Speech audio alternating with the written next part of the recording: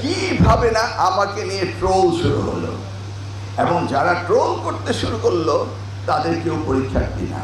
আমি তো ঢাকা শহরে আইডিয়াল কলেজ বা ল্যাবরেটরি স্কুল বা ভিকারুন্নেসা, আমি তো কাউকে দেখিনি আন্দোলন করতে, না কেউ আন্দোলন করতে আসেনি। এইভাবে আন্দোলন করে মিসগাইডেড করে কি একটা হ্যাবক সৃষ্টি করলো।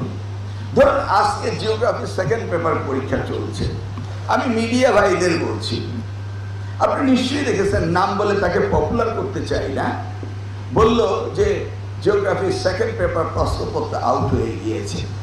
আউট কি হয়েছে? পরীক্ষা তো শেষ হয়ে গেছে, পেয়েছেন? এই যে মিডিয়া মিস ইন্টারপ্রিটেশন করে এখন মনে হচ্ছে যেন নকল হচ্ছে, প্রশ্নপত্র বেরোচ্ছে, এগুলো না হলেও বানিয়ে বানিয়ে বলতে হবে। If this is a intention to the nation, how could you develop?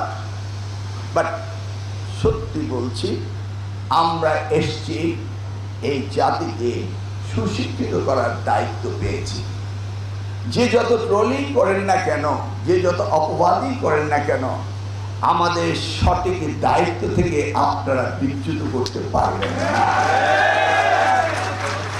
2001 সাল থেকে 2006 সাল দেশমাতা বেগম খালেদা জিয়ার সময় এই মন্ত্রণালয়ের প্রতিমন্ত্রীর দায়িত্ব পালন করেছিলাম, আর আজকে তারই জ্যেষ্ঠ সন্তান জনাব তারেক রহমানের আন্ডারে আমি দায়িত্ব পালন করছি। কি করে আপনারা ভাবতে পারেন যে অন্যায়কে প্রশ্রয় দিতে আমাকে নির্দেশ দেওয়া হবে?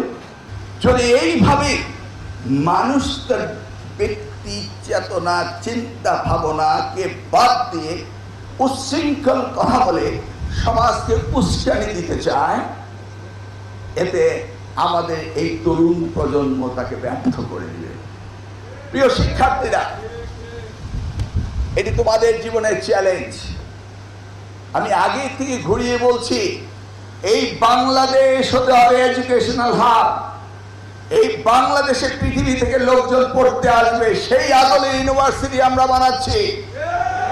আমরা জানি বাংলাদেশের ছাত্ররা মেধাবী, আমি নিজেও জানি বাংলাদেশের প্রতিটি ছাত্র যারা বাইরে পড়তে গিয়েছে তারা অত্যন্ত সুনাম অর্জন করেছে। এখন হিসেব করে দেখা যায় ডিস্ট্রিক্ট পায় ওই বাংলাদেশি ছেলে মেয়েরা বিদেশে বসে। তাহলে আমরা কেন পারবো না এই এডুকেশন হাব করতে? আমরা কেন পারবো না $40 বিলিয়ন বিজনেস করতে চায় ব্রিটিশ, ইউকে,